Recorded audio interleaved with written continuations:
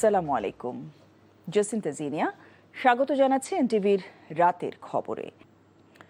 ফ্যাসিবাদের বিরুদ্ধে মাথা নত করে নয়, বরং আন্দোলন সংগ্রামের মধ্য দিয়ে লড়াই করা হয়েছে বলে মন্তব্য করেছেন পানি সম্পদ মন্ত্রী শহীদুদ্দিন চৌধুরী অ্যানি। বিকেলে জাতীয় প্রেস ক্লাবে প্রচ্ছদ প্রকাশনীর আয়োজনে বাংলাদেশ জামায়াতে ইসলামীর সেক্রেটারি জেনারেল অধ্যাপক মিয়া গোলাম পরওয়ার রচিত 5টি বইয়ের মোড়ক উন্মোচন অনুষ্ঠানে তিনি এসব কথা বলেন। এ সময় শহীদুদ্দিন চৌধুরী অ্যানি বলেন, দেশ গঠনের স্বার্থে সরকার এবং বিরোধী দলকে সংসদের ভেতরে ও বাইরে পারস্পরিক সহযোগিতার ভিত্তিতে কাজ করতে হবে।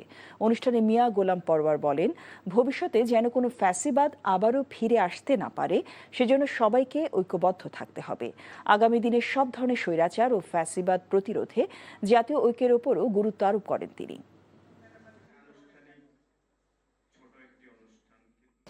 অত্যাচারের যে কালো রাত আমরা পার করেছি, জুলুমের যে কালো অধ্যায় আমরা পার করেছি, আমরা যেন জাতির সামনের দিনগুলোতে এই কালো দিন যেন আর ফিরে না আসে, সেই লক্ষ্যেই যেন আমরা একটা জাতীয় ঐক্যের মধ্য দিয়ে পথ চলতে পারি। মিয়া গোলাম পরওয়ার নিজের হাতে লেখা 5টা বইয়ের মোড়ক উন্মোচন, এবং এই উন্মোচন উপলক্ষে আজকে বিশেষ যে অনুষ্ঠানের আয়োজন করেছেন, এটা আসলে কোনো রাজনৈতিক আলোচনার মধ্যে এই আলোচনাটা না, তবে ফ্যাসিবাদের বিরুদ্ধেই আমাদের আলোচনা। সংসদে উত্থাপিত হতে যাওয়া আগামী জাতীয় বাজেটে বরাবরের মতোই অবহেলিত থাকছে স্বাস্থ্য ও শিক্ষা খাত। জাতীয় প্রেস ক্লাবে আয়োজিত তারুণ্যের বাজেট ভাবনা শীর্ষক সেমিনারে এমন অভিযোগ করেছেন আলোচকরা। তারা বলছেন, বর্তমানে বিশাল তরুণ জনগোষ্ঠীকে কাজে লাগাতে কর্মসংস্থান তৈরিতেই বেশি গুরুত্ব দিতে হবে সরকারকে। সালাউদ্দিন কাদেরের রিপোর্ট। বাজেটের পর শুধু সমালোচনা নয়, বরং তা পাশের আগেই বাজেট নিয়ে তারুণ্যের ভাবনা জানাতে সেমিনার আয়োজন করে বাংলাদেশ ইসলামী ছাত্র শিবির। এতে অংশ নিয়ে আলোচকরা বলেন, বর্তমান সময় তারুণ্য নির্ভর জনসংখ্যার এই দেশে আগামী 15-20 বছর অর্থনৈতিকভাবে খুবই গুরুত্বপূর্ণ। এরপর কর্মক্ষম মানুষের সংখ্যা কমবে, বাড়বে নির্ভরশীল জনগোষ্ঠীর হার। তাই এখনই কর্মসংস্থান বাড়াতে উদ্যোগী হতে হবে। আজকে সুইডেনের দিকে তাকান, ডেনমার্কের দিকে তাকান, স্ক্যান্ডিনেভিয়ান বাল্টিক অঞ্চলগুলোর দিকে তাকান, দেখবেন তাদের ইকোনমিক গ্রোথ গুলো কোন স্তরে তারা নিয়ে গিয়েছে।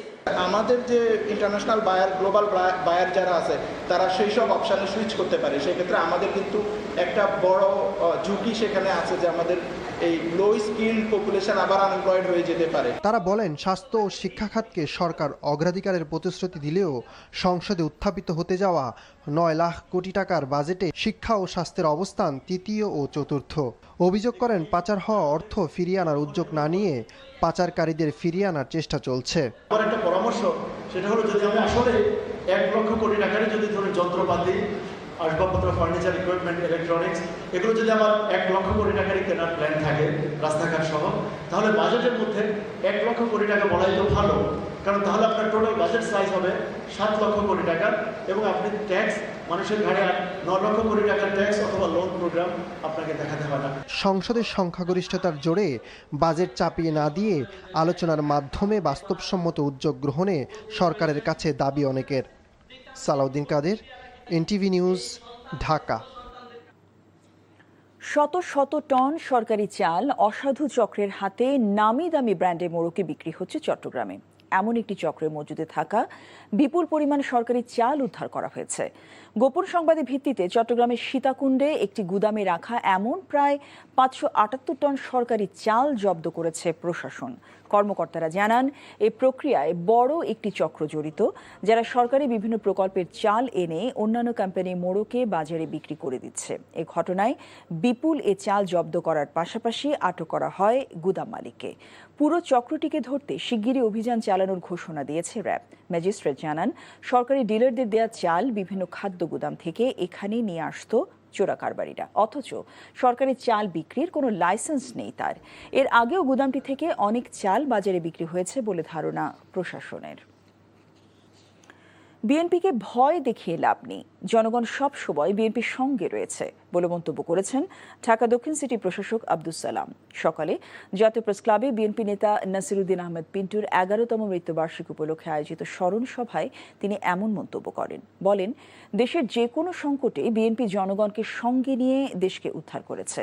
ঢাকার হকার ও রিকশা ব্যবস্থাপনায় শৃঙ্খলা আনার উদ্যোগ নেওয়া হচ্ছে জানিয়ে তিনি বলেন, নির্ধারিত সময় এবং নির্দিষ্ট স্থানে হকার বসানোর পরিকল্পনা রয়েছে। ঢাকার বিভিন্ন সমস্যা একদিনে সমাধান সম্ভব নয়, তবে পর্যায়ক্রমে নাগরিক সকল সুবিধা নিশ্চিত করা হবে। অভিযোগ করে বলেন, বিগত সরকারগুলো রাজধানীর শৃঙ্খলা, পয়ঃনিষ্কাশন এবং জনস্বাস্থ্য খাতে কার্যকর উদ্যোগ নেয়নি। ডেঙ্গু ও হাম পরিস্থিতি মোকাবেলায় নাগরিকদের সচেতন হওয়ার আহ্বান জানিয়ে তারা নিজেদের বাসা এবং আশেপাশ পরিষ্কার পরিচ্ছন্ন রাখার পরামর্শ দেন। 2 মাস হলো সরকার ক্ষমতায় এসেছে, এখনই অনেকে লম্পজম্প করছেন, বিএনপিকে ভয় দেখাচ্ছেন, কিন্তু বিএনপি কারো সহযোগিতা নিয়ে পিছনের দরজা দিয়ে ক্ষমতায় আসে নাই। বিএনপি জনগণের ভোটে নির্বাচিত হয়ে ক্ষমতায় এসেছে, কাজে বিএনপিকে ভয় দেখায় লাভ নাই। জনগণ আছে বিএনপির সাথে, কারণ এই পর্যন্ত বাংলাদেশে যখনই কোনো বিপদ এসেছে সেই বিপদের মুহূর্তে জনগণ বিএনপিকে বেছে নিয়েছে। নবায়নযোগ্য জ্বালানিতে মনোযোগ দিলে দেশের 20% জ্বালানি আসবে এই খাত থেকে বলে জানিয়েছেন ইঞ্জিনিয়ার্স ইনস্টিটিউশন বাংলাদেশের ভাইস প্রেসিডেন্ট প্রকৌশলী খান মঞ্জুর মোর্শেদ। বুধবার বিকেলে ইঞ্জিনিয়ার্স ইনস্টিটিউশন বাংলাদেশের উদ্যোগে রমনায় দেশের বিদ্যুৎ ও জ্বালানি নিরাপত্তা শীর্ষক সুপারিশমালা প্রণয়ন বিষয়ক কর্মশালায় তিনি এ কথা জানান। এ সময় ঢাকার আবাসিক ভবনের ছাদে সৌর বিদ্যুৎ উৎপাদনের প্যানেল বসানোর কার্যক্রম শুরু করলে জ্বালানি খাতে আমূল পরিবর্তন আসবে বলেও আশা প্রকাশ করেন। অনুষ্ঠানে রাজউক চেয়ারম্যান প্রকৌশলী মোহাম্মদ রিয়াজুল ইসলাম সহ প্রকৌশল বিশ্ববিদ্যালয়ের শিক্ষক, বিশেষজ্ঞ গবেষক এবং বিভিন্ন প্রকৌশল সংস্থার প্রধান প্রকৌশলীগণ উপস্থিত ছিলেন। জনস্বাস্থ্য সুরক্ষায় আসন্ন 2026-27 অর্থ বছরের জাতীয় বাজেটে তামাক পণ্যের উপর কার্যকর কর আরোপ এবং মূল্য বৃদ্ধির প্রয়োজনীয়তা শীর্ষক সেমিনারের আয়োজন করা হয়েছে। বুধবার সকালে রাজধানীর সৈয়দ মিলনায়তনের ডরপে আয়োজন করে। সেমিনারে বক্তারা বলেন, দেশে তামাক পণ্য এখনও সহজলভ্য এবং তুলনামূলক সস্তা হওয়ায় তরুণদের মধ্যে ধূমপানের প্রবণতা বাড়ছে। তারা বলেন, তামাক পণ্যের বর্তমান কর কাঠামোর কারণে সরকার বছরে অতিরিক্ত প্রায় 44,000 কোটি টাকা রাজস্ব আয়ের সুযোগ হারাচ্ছে। কার্যকরভাবে তামাক পণ্যের দাম বৃদ্ধি করা গেলে ধূমপান কমবে, জনস্বাস্থ্য সুরক্ষিত হবে এবং সরকারের রাজস্ব আয়ও বাড়বে। কৃষি গবেষণা প্রতিষ্ঠানসমূহের মহাপরিচালক পদে নিয়মিত পদোন্নতি দেয়া, রাজনৈতিক মেরুকরণ সহ বাংলাদেশ ধান গবেষণা ইনস্টিটিউট এবং বিভিন্ন কৃষি গবেষণা প্রতিষ্ঠানে বিরাজমান অস্থিরতা ও অচলাবস্থা নিরসনের দাবিতে সংবাদ সম্মেলন করেছে এগ্রিকালচার ফোরাম অফ বাংলাদেশ। সকালে ঢাকা রিপোর্টার্স ইউনিটিতে এক সংবাদ সম্মেলনে সংগঠনটির নেতারা অভিযোগ করেন, জ্যেষ্ঠতা ও যোগ্যতা নীতিমালা উপেক্ষা করে বাংলাদেশ ধান গবেষণা ইনস্টিটিউটে একজনকে মহাপরিচালকের পদে দায়িত্ব দেওয়া হয়েছে। এতে সাধারণ বিজ্ঞানীদের মাঝে অসন্তোষ তৈরি হয়েছে। এ সময় তারা সংকট নিরসনে 12 দফা দাবি জানায়। পাশাপাশি আমলাদের আধিপত্য কমিয়ে কৃষি সংশ্লিষ্ট ব্যক্তিদের দায়িত্ব প্রদান সহ প্রধানমন্ত্রী এবং কৃষিমন্ত্রীকে এই অচলাবস্থা দূর করার আহ্বান জানান তারা। 2 নতুন মুখ এবং গত অ্যাশেজের দল থেকে 7 জনকে বাদ দিয়ে নিউজিল্যান্ডের বিপক্ষে প্রথম টেস্টের দল ঘোষণা করল ইংল্যান্ড। ঘরোয়া ক্রিকেটে আলো ছড়িয়ে প্রথমবারের মতো ইংল্যান্ডের টেস্ট দলে জায়গা করে নিয়েছেন জেমস রিউ ও এমিলিও গেই। 2 বছরেরও বেশি সময় পর দলে ফিরেছেন অলি রবিনসন। আগামী 4 জুন লর্ডসে শুরু হবে 3 ম্যাচ সিরিজের প্রথম টেস্ট। ম্যাচটির জন্য 15 জনের দল ঘোষণা করেছে ইংল্যান্ড। সবশেষ এসে সিরিজের দল থেকে যেখানে নেই 7 জন।